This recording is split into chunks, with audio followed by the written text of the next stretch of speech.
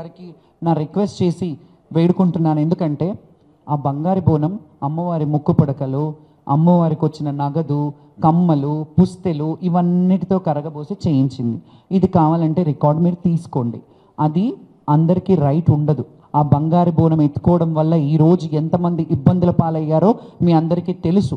అది వాళ్ళు కావాలని చేయలేకపోవచ్చు, కావాలని చేశాను, నేను పేర్లు కూడా ఎత్తట్లేదు, కావాలని చెయ్యలేదు, కానీ బాగా చెయ్యాలి, జాతర బాగా చెయ్యాలని చేసి ఉంటారు పాపం, వాళ్ళని కూడా నేను దూషించాను. కానీ అది నజర్ బోనం లాగా, సదర్ బోనం లాగా అది ఎత్తుకునే రైటు ఒక జోగోళ్ళకే, లేకపోతే ఆ మాతంగికో, ఆ రంగం చెప్పే ఆమెకో అది ఉంటుంది. మీరు పక్కన మీరు పర్సనల్గా ఇంకో బంగారు బోనం చేయించండి కావాలంటే, మీ గవర్నమెంట్ నిధులు కేటాయించి చేయండి, కానీ అది అమ్మవారికి వచ్చిన బంగారాన్ని రంగరించి చేసిన బోనం కాబట్టి ఎవరు ఎత్తుకున్నా వాళ్ళకి అరిష్టం జరుగుతుంది. ఇది నా రిక్వెస్ట్. మీరు ఒకసారి దీని మీద దృష్టి పెట్టండి. మీరు మట్టి కుండలో తెచ్చినా అమ్మవారి ప్రసన్నం అవుతుంది.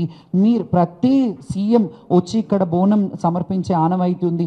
మీరు కూడా రండి, వచ్చి బోనం చెయ్యండి. అందులో మాలాంటి వాళ్ళకి ఇబ్బందులు లేకుండా మీరు మంత్రి గారు కొండా సురేఖ గారు, మీకు కూడా ఒక రిక్వెస్ట్ చెప్తున్నాను. మాకు అంత ఇష్యూ అయింది, నేను వచ్చి మీకు ఒక రిప్రజెంటేషన్ ఇచ్చాను.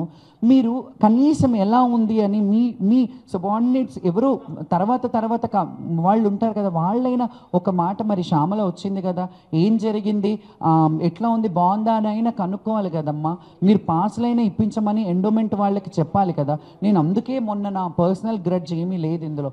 ఎండోమెంట్ నిర్వహించే బోనాల కార్యక్రమం ఎండోమెంట్ వాళ్ళే తీసుకొస్తారు కాబట్టి ఎండోమెంట్ వాళ్ళే దీన్ని సమీక్షించి దీంట్లో ఏం ప్రాబ్లమ్స్ ఉన్నాయో మా జోగినీలు కానీ శివశక్తులకు కానీ ఫెసిలిటీస్ ఏర్పాటు చేసి మీరు దగ్గరుండి చెయ్యండి. మా ఆటపాటతో మీరు వెనకాలండి మాతో కలిసి రండి బోనానికి, అంత అంగరంగ వైభవంగా కలిసి చేద్దాం.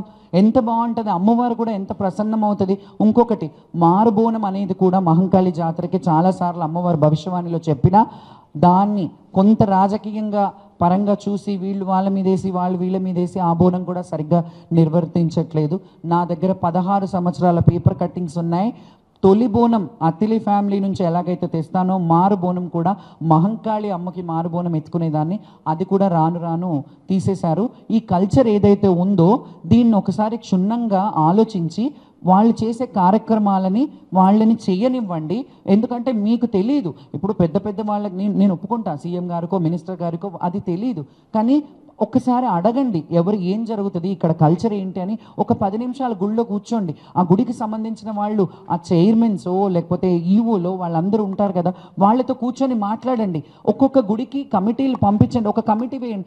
మీరు ఇంకొకటి చెప్తాను, కమిటీ అంటాను కదా, మీరు ఎండోమెంట్ కమిటీ ఒకటి వేసేస్తారు, వదిలేస్తారు. ఏ దేవాలయాలకు ఆ దేవాలయ కమిటీలు విడివిడిగా ఉంటాయి. ఈ అన్నిటికీ బియాండ్ ఒక కమిటీని వేసి అన్ని గుళ్ళల్లోకి సంబంధించిన వాళ్ళని పెట్టి అన్ని గుళ్ళల్లో సమీక్షించేలాగా ఆ కమిటీలు వెళ్ళి అన్ని గుళ్ళల్లో మెయిన్ మనకి ఎన్ని గుళ్ళు ఉన్నాయి, గోల్కొండ ఉంది, మహంకాళి టెంపుల్ ఉంది, ఎల్లమ్మ ఉంది, ఏడుపాయలు ఉంది. అక్కడైతే హైదరాబాద్ ఆషాఢంలో జరగవు. ముఖ్యంగా జరగాలంటే మన హైదరాబాద్లో జరిగేవి ఈ మూడు మీద. అండ్ లాల్ దర్వాజా కూడా ఉంది, లాల్ దర్వాజా ఉంది, సింహవాహిని అమ్మవారు ఉంది. అక్కడ కమిటీలను ఏర్పాటు చేసి లాల్ దర్వాజాలో కూడా సింహవాహిని అమ్మవారిని అడుగుతాను, నేను రిక్వెస్ట్ చేస్తాను. అక్కడ చిన్న ప్లేస్, బోనాలు వెళ్ళినా దర్శనానికి వెళ్ళినా చిన్నగా ఉంటుంది, ద్వారాన్ని కొంచెం పెద్దగా చేసి లైన్ కొంచెం పెద్దగా మూవ్ అయ్యేలాగా చేయండి అని చాలాసార్లు రిక్వెస్ట్ చేశాను. ఇప్పుడు కూడా ఈ వేదిక మీద ఇప్పుడు చెప్తున్నాను, అది కూడా ఒకసారి ఆలోచించండి. ఆ ద్వారాన్ని పెద్దగా చేయడం వల్ల వెళ్ళే లైను వచ్చే లైను చాలా ఇబ్బందిగా ఉంటుంది. అందులోనే బోనాలు ఎక్కిస్తారు. అది ఒక చిన్న 20 బై 8 10 ఎంతో ఉంటుంది ఆ గుడి మొత్తం. ఆ గుడిలోనే ఆ బోనాలన్నీ లక్షలాది మంది తెచ్చే బోనాలన్నీ అన్నీ అక్కడే ఉంటాయి కాబట్టి కొంచెం సింహద్వారాన్ని పెద్దగా చేయడము, ఆడవాళ్ళకి సపరేట్ లైన్లు వదిలేసేయడము, ఇలాంటివన్నీ చెయ్యండి. మంచిగా చెయ్యండి, బాగా చేయాలని కోరుకుంటున్నాను. కానీ మేము మనస్తాపంతో ఉన్నాం, మేము బాధపడుతున్నాం, మేము ఆడబిడ్డలను మేము రోధిస్తున్నాం. మీరు ఒక్కసారి ప్రభుత్వం దిగొచ్చి మా గురించి మాకేంటి అక్కడ గుడి దగ్గర ఏంటి ఒక స్పెషల్ లైన్ పెడతారా? బోనాలు తీసుకెళ్లేటప్పుడు మీరు ఎవరన్నా ఉండి లాంఛనంగా మాకు ఒక విలువ గౌరవప్రదమైన జీవితం కల్పించడానికి ఇంకెన్నేళ్ళు బ్రతుకుతారండి? 100-200 సంవత్సరాలు వేసుకొని రాలేదు కదా. ఉన్నన్ని రోజులు కల్చర్ చేయగలుగుతాను. రేపు నా కాళ్ళు చేతులు పనిచేయవు, నడవలేని పరిస్థితిలో ఉంటాను, నేను గుడికి రాలేను కదా. నేను రాలేను కదా గుడికి. ఇన్నేళ్ళు 30-40 సంవత్సరాలు అమ్మవారికి సేవ చేసి సడన్గా నాకేమన్నా అవుతే నేను కాళ్ళు రెక్కలు మంచిగా ఉన్నప్పుడే మీరు మా మీద వివక్షత చూపిస్తున్నారు. మేము రేపు చెప్పబడ్డాక ఇంకా మా పరిస్థితి ఏంటి?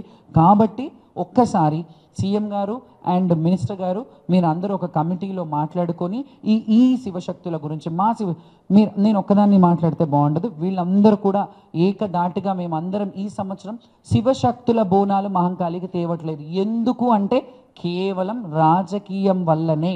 రాజకీయం చేస్తున్నారు కాబట్టే ఇప్పుడు చెప్తున్నాను, మీరు ఆ రాజకీయం కాకుండా మాకేమన్నా స్పెషల్ ఫెసిలిటీస్ ఏర్పాటు చేస్తే అంగరంగ వైభవంగా